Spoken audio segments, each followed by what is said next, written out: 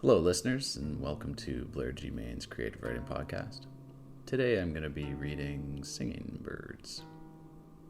It is to you, Tania, that I am singing.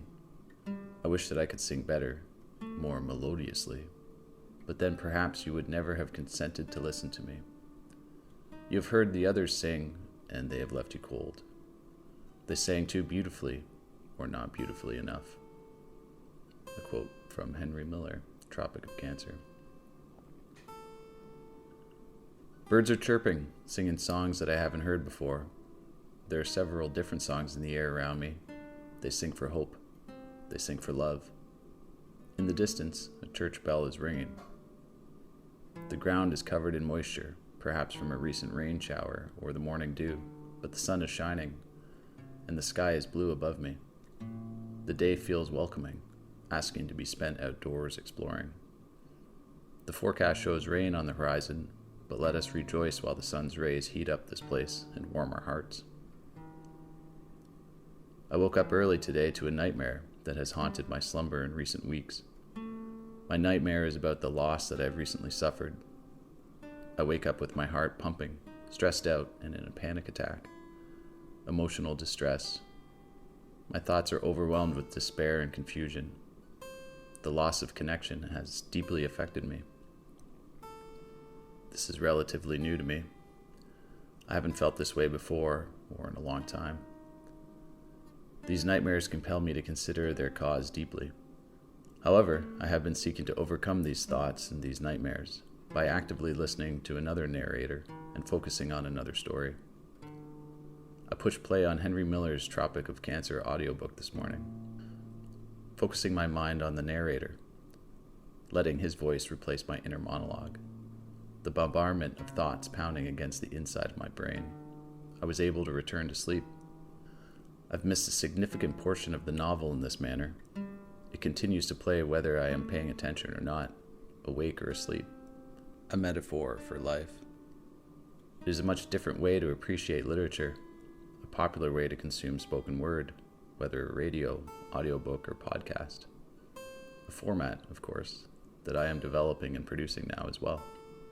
I used to write to relieve myself of ideas, business ideas, solutions to problems, perhaps a journal entry, but my most passionate pieces have always been written to someone else, a letter to them, a song, or poem.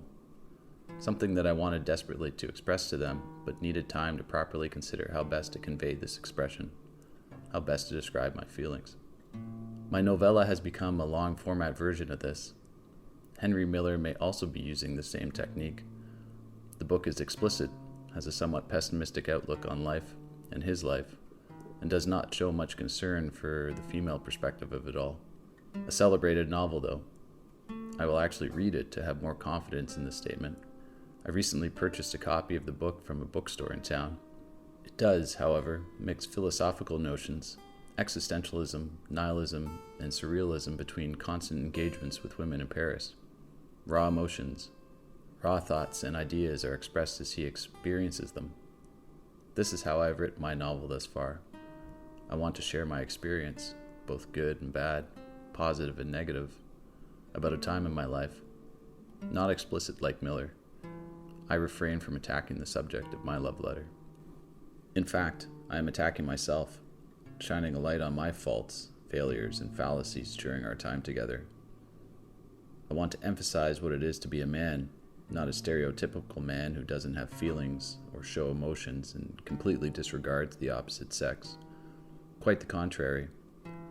I want to show the struggle that it is to be a man, or at least to be me, while navigating this world in search of love. The limitations of being a man. A man that is trying to learn how to be better, how to learn from his faults. The honest truth, as best that I can convey, is the happiness and sadness I experience finding love and losing it. The excitement and utter despair that occurs during this experience in my life. An opportunity to learn and strive to be better as a man. I have experienced this before, of course, but this moment culminated around a time in my life when I was focusing on writing. I am not alone. We have all been there. Whether you've reached the same highs and lows that I have or far exceeded them, it does not matter. It is the love game. the game of life, our collective purpose, to one degree or another.